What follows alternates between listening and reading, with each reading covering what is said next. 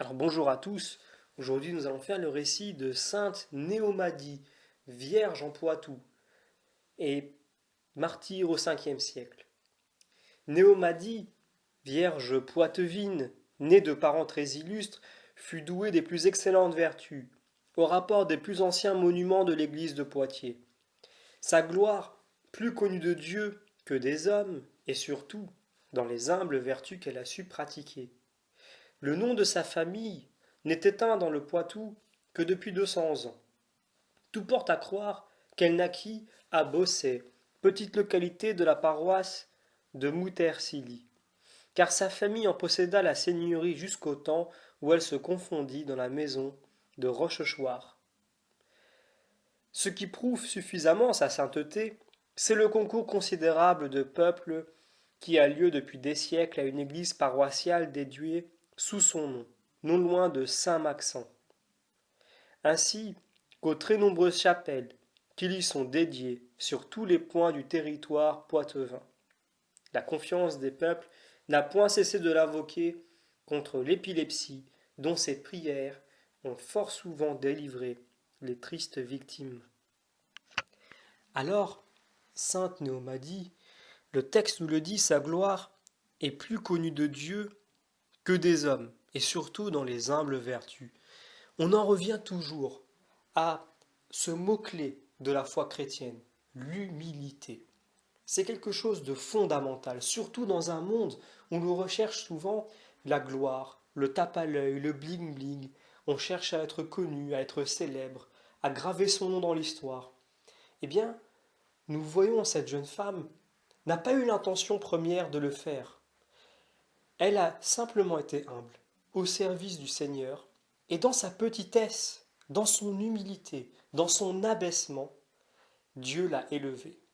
Dans le vide qu'elle a créé dans son cœur. Dans ce vide, alors quand je parle de vide, j'entends par là la place que l'on va laisser dans notre cœur, donc de l'orgueil, de la méchanceté, de la fierté, des ambitions que l'on va mettre de côté, que l'on va chasser. Et donc qui vont faire que finalement, notre cœur est vide. Il n'est pas vide dans le sens qu'il est sans goût, mais plutôt qu'il est suffisamment vide pour que Dieu y prenne toute la place, qu'il y fasse ses œuvres et qu'ainsi nous soyons élevés par Dieu. Ainsi, c'est ce que nous, chrétiens, nous devons chercher. Et nous voyons au travers de ce récit que, en agissant ainsi, eh bien, notre chère sainte a non seulement marqué les esprits, mais en plus, même après sa mort, même après qu'elle soit retournée au Seigneur, eh bien, elle continue d'être sollicitée dans des prières d'intercession. Et ainsi, ceux qui sont malades, et plus précisément, apparemment, l'épilepsie, eh bien, se voient guérir par cette sainte.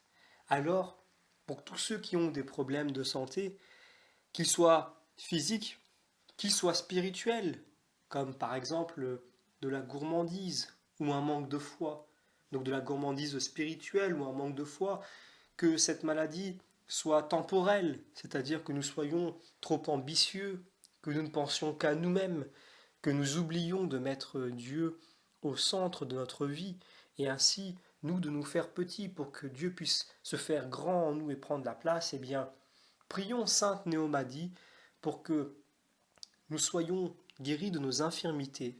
Et puis pour ceux qui ont peut-être des problèmes d'épilepsie, eh bien, continuons avec confiance à demander l'intercession de Sainte Néomadie afin que ceux qui ont ce genre de problème soient guéris. Sainte Néomadie, priez pour nous.